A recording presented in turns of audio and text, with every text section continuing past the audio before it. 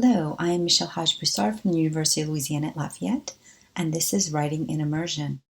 So Lucy Caulkins worked with monolingual learners, and she found that what all writers need is they need time to write, they need clear instruction, shared writing, models, graphic organizers, they need to learn from other writers, they need a curriculum that builds in depth and complexity, and they need responsive feedback from teachers and peers. In terms of our target language writers, Project Ducree found that they create shorter texts. They, of course, use more simplistic sentence structures and reduce vocabulary, and of course, they make more mistakes.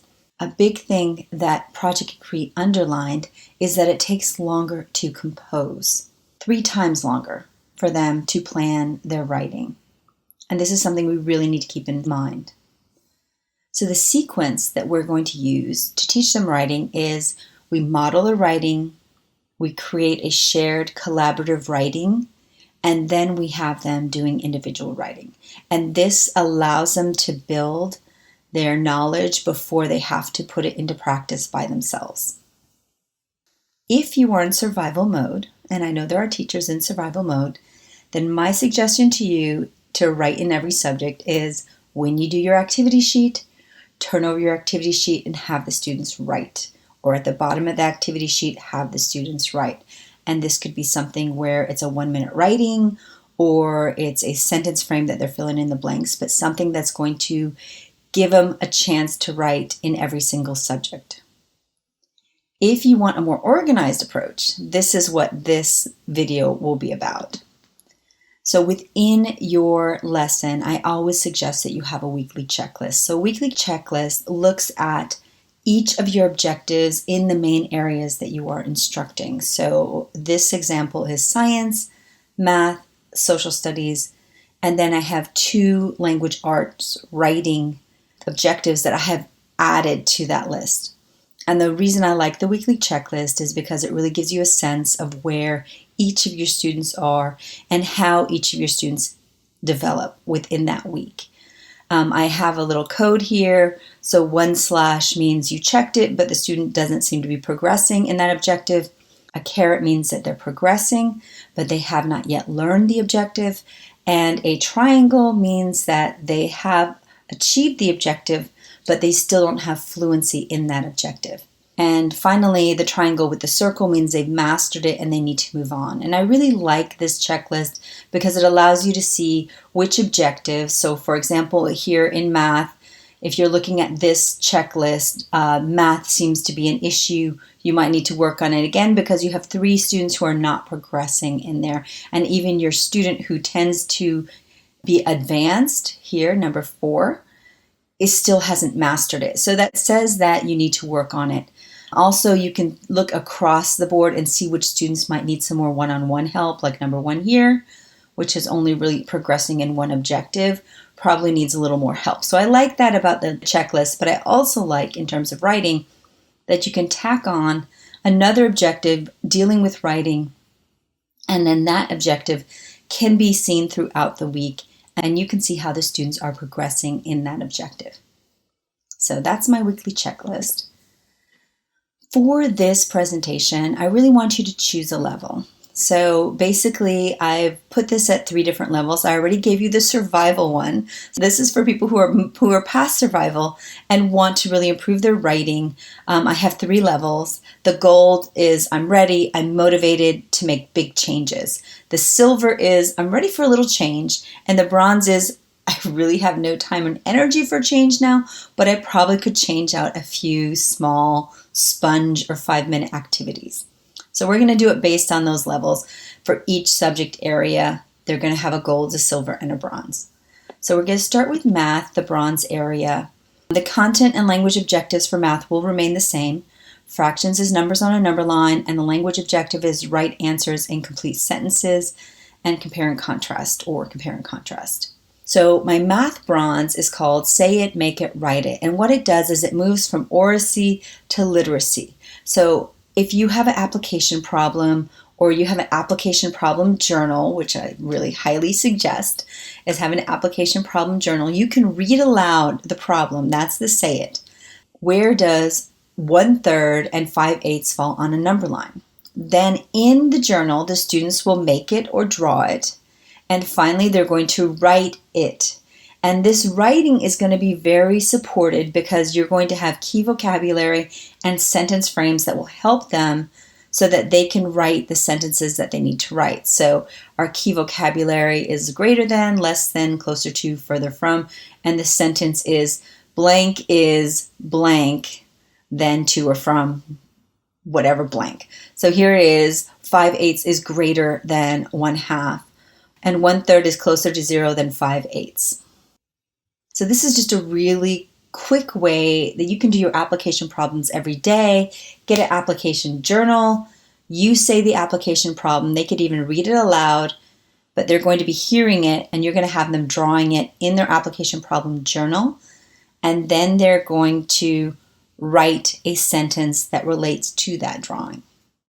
The silver level of math, same objectives, are Foursquare. So Foursquare, again, is working with that math word problem. You put the word problem in the middle, and then they're going to pull out important information, which is the keywords, the numerical data. Then they're going to draw it just as they did, draw it in the bronze level, and then they're going to solve it. So here, 3 friends are swimming in 1 mile race. Who is winning and who is losing, which is the question. Sue has done 1/3, Bob has done 1/8, Jen has done 1/5. So the keywords is, are, winning, losing.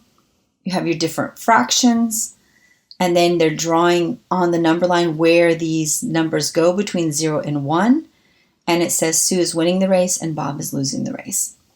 Again, a really simple way to work with problems, but this actually pulls out the important language and where that important language goes. And finally, the gold level for math is really something you would do at the end of a lesson to really get them to think about it, which is doing a triangle, square, circle. So the triangle is 3 things you learned. The square is something you already knew, or something that jived, that connected to what you already knew. And then the circle is something that's still circling in your head. You don't quite understand it. And then that has them writing a lot in terms of the work that they're going to be doing. Now, this is probably for those higher level students that will be able to do that, but you might be able to, with sentence frames, get them to write these questions. All right, the bronze for science. So for science, the content objectives are obtain and combine information to describe climate in different regions of the world, and the language objectives are still write and complete sentences and compare and contrast. So the first thing that's really easy in bronze is called captioning. So basically you hand out pictures to the students, and you can do them in pairs. Pairs works better so they get some oral language and some written language, that oracy to literacy connection.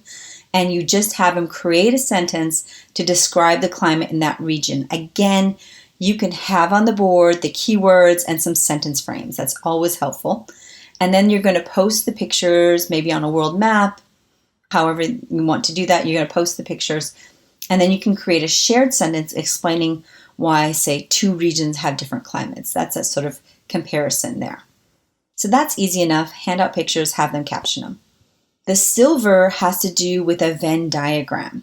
So in the Venn diagram, you're really working with those comparative sentences, and you have the sentence starters, the sentence frames, so that the students know what they want to do, and you have a visual word bank.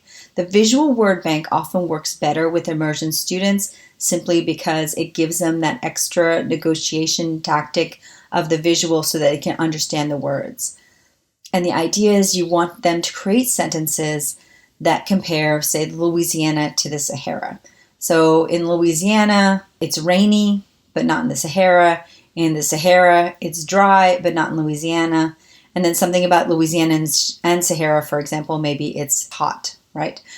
And then I just threw this one in. The hurricanes start in Sahara, but often hit Louisiana, just to add in, again, that sciencey bit to it.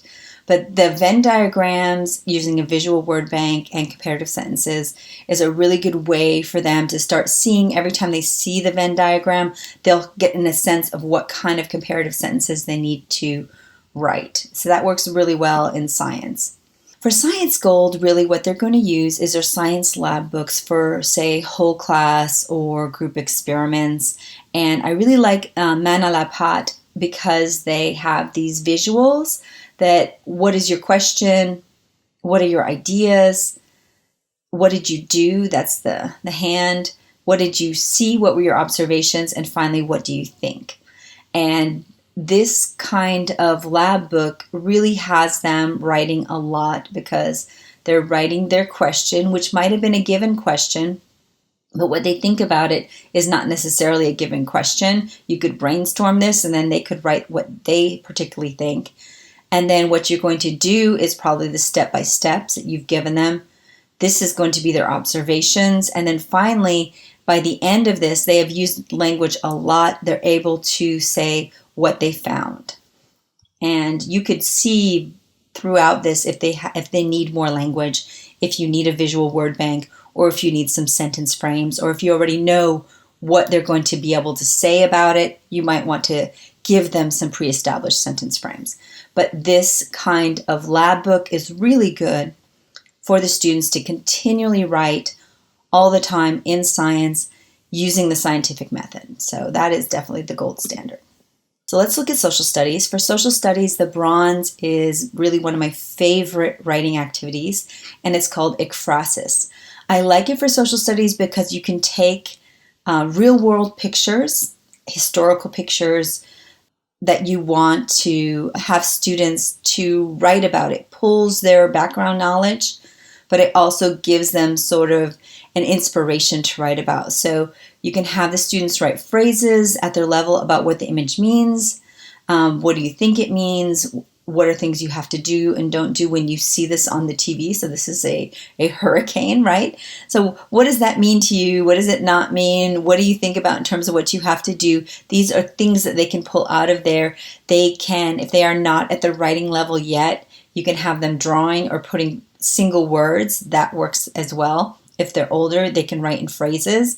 If you have specific phrases that you think they're going to need, you can put that in your weekly sentence frames. So ekphrasis is a really good way to move sort of from art to understanding. The silver level for social studies is a visual timeline. So you would give them different times. This one is, for example, a year in Louisiana, because we're on the Louisiana theme, right? That's our Louisiana Today, living in Louisiana. And this is sort of a visual timeline of what you go through in Louisiana from New Year's to hurricane season to December holidays. And you have them get together, write a couple of sentences to describe the pictures. I often, if I have them working in pair work or group work, I give them different colored pencils because that way they write their name in that color and I can individually see what is happening and what each child is doing in terms of writing. So make sure you give them different colored pencils anytime you give them pair or group work. And then once they've described their photos, they can pin on a calendar or you can put it on a timeline in the classroom and they can even give it a heading. And that would really help them to understand and they would see each other's pictures and it really pulls out some of the language that they need to use. So describe and sequence a visual timeline. The goal that we're going to use is a semantic web and having them figure out how to write paragraphs. So this is pushing them a little bit further. So if you have them each create a semantic web on their, say, chosen festival. Again, we're working with the Louisiana theme here. They have a chosen festival. You have them create a sentence sort of for each section. So here you see they have what time is the festival? You write a sentence about that. What are the activities at the festival? What kind of food is at the festival? And what is their favorite thing to do at the festival? And then you pair them with a peer with a different festival. Have them create sentences that compare and contrast those festivals. So, and then you give them sort of a model form for the paragraph. So, for example, here it says 2 important festivals in Louisiana are blank and blank. Describe each, compare, contrast, what is important to know about these festivals. And that gives them sort of a sentence, a paragraph structure actually, so that they know how to create a comparative paragraph for these two festivals. And that's really a higher level of writing for the students. So let's go ahead and move on to biliteracy. So biliteracy is working with your ELA partner teacher. So you have the LOTE teacher, the language other than English, and your ELA partner teacher. You want to get 2 books that are, for this time, we're looking for sort of an alphabet book for Louisiana is what we have. And so you really want to look at this book that describes Louisiana. And for the bronze level, it's very easy. You're going to read the books. You're going to assign a letter to a child. You have A, you have B, you have C. You're going to read it in the language other than English, the LOTE. So here I have B, A, pour Bayou, and then Louisiana in Spanish. As you're listening, the students are going to write all the words that they think start with their letter. And then they're going to create a sentence and illustrate one of those words. And they're going to create an ABC book for younger students. If they are younger students, then they're just going to create their own ABC book. For the ELA, it's going to be the same. They're going to assign a letter, write all the words that start with that letter, and use their words to create a book and create a sentence to match those words. And then that way it's basically a parallel task. They're both sort of doing the same thing. For silver, you're going to read it in the LOTE. Write all the words that you like. So this is about words that you like. So in English, a Spanish speaker in English is going to pull out specific words that they like in the book, and an English speaker of Spanish will pull out specific words that they like in a book. And they're creating, using the words that they like, they're going to create a haiku or some other poem that has a specific structure to it. I say haiku because that's the easiest and it works on syllables, which are important usually in most languages. So the haiku is 575, and then they're going to create a haiku in the LOTE. And then for English, they're going to do the same thing. They're going to read in English, write all the words they like. They're going to create a haiku, and then they create a poetry book. But the poetry book is different because this one becomes a joint project. The poetry book is going to have both languages in there, and they're going to look and see how their poems are similar and different in their languages. So they'll create them in both languages, and then in the English time, they can kind of look at how they're similar or different. Again, we try to keep English out of the LOTE, so the comparison piece is going to be done during the English time. All right, biliteracy. So this is going to be even more. You're going to read in English, so they're going to start with the English version. Read in English, write all the ideas that you like. Then the teacher will model a foursquare, how to create a foursquare for the journal. And then they're going to create that in English. Then they'll do the same thing in the LOTE. They'll read it in the language other than English. They'll write the ideas that they like, and then they'll create a foursquare in the LOTE. We did it starting with English because it's going to be something that they're used to doing in English and sort of scaffolding their LOTE foursquare on their English foursquare. So we kind of flipped it and had the English first in this. And this is an example of a foursquare. This is about a carnival. And then they're saying what are things that they like about it. It's fun. There are lots of parades. They throw beads.